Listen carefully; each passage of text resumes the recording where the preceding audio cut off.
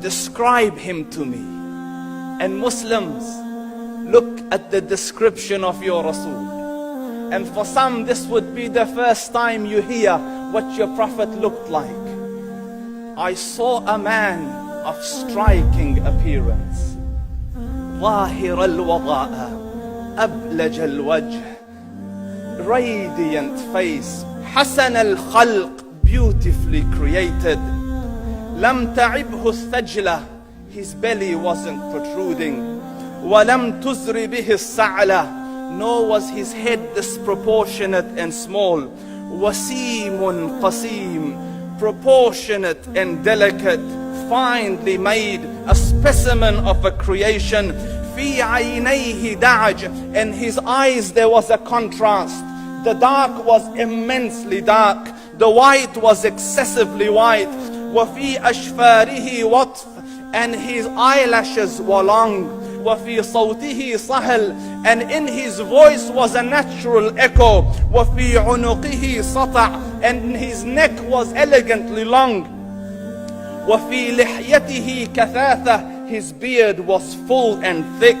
أزج أقرن, his eyebrows were arched, but they were not joined. It was separated. In summit فعليه الوقار, when he was silent, dignity covered him. وإن تكلم سماه وعلاه البهاء, and when he spoke it was audible and clear, almost commanding and overtaking. أجمل الناس وأبهاهم من بعيد, from afar the most striking and outstanding in appearance. وأحسنهم وأجملهم من قريب, and when he came near, the best of them and the most handsome of them in closeness.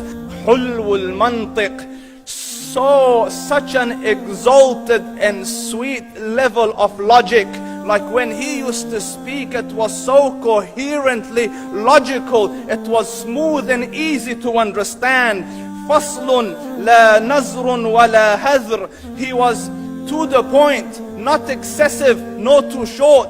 كأن منطقه خرزات نظم يتحدرن, his logic, his utterances, his words were like jewels coming out of a necklace, calculated, polished, one after the other, it would flow magically. ربعة, he was medium in height. Your eye didn't have to strain to look up at him, nor was it tedious to look down at him. He was a comfortable sight to look at. له رفقاء يحفون به, he had friends, the people that were with him, they were working around him to try to serve and protect him.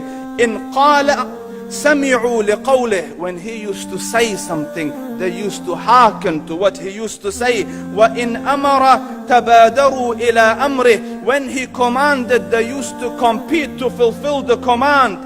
This is Muhammad Rasulullah. This is Muhammad Rasulullah.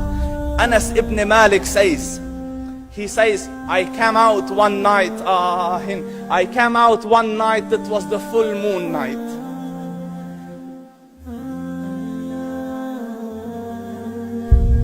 And I looked at the moon, and in the desert, understand, the moon is an awesome sight.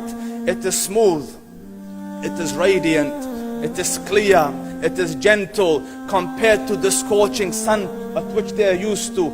So the moon was the epitome of beauty. So he says, I came out at a full moon night and I looked at the moon and I saw it, beautiful, handsome. So I said, let me go see if the moon is more handsome or my Prophet is more handsome. Let me see if that is more beautiful or the Prophet is more beautiful. So I went and I saw him standing afar. So I looked at his face and I looked at the moon, and I looked at his face, and I looked at the moon, and I looked at his face, and I looked at the moon, and he said, Wallahi, he was more handsome than the moon in its entirety. That is just the look of your Rasul. Aisha radiyallahu anha says, I was sewing with the needle, my needle dropped in the dark, I couldn't find it. I said, Ya Rasul, I can't find it. He moved his face close, and I swear, out of the radiance of his face, I found my needle. And the Prophet ﷺ was mind-bogglingly handsome, but his handsomeness was covered with waqar and jalal and hayba. The Sahaba say, when we used to sit at his feet, two feelings conflicting would come on the heart. The first one, you wanted to look at him.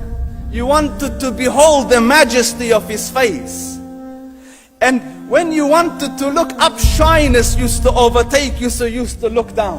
Amr ibn al-As says, I sat with him many times, but if you ask me to describe his face, I can't describe it. I wouldn't be able to look up to him ijlalan wa ta'ziman. I couldn't look up at him. And that is why he didn't have the problems that Yusuf alayhi salam had. Because it was difficult to penetrate the awe and the splendor of the Rasul.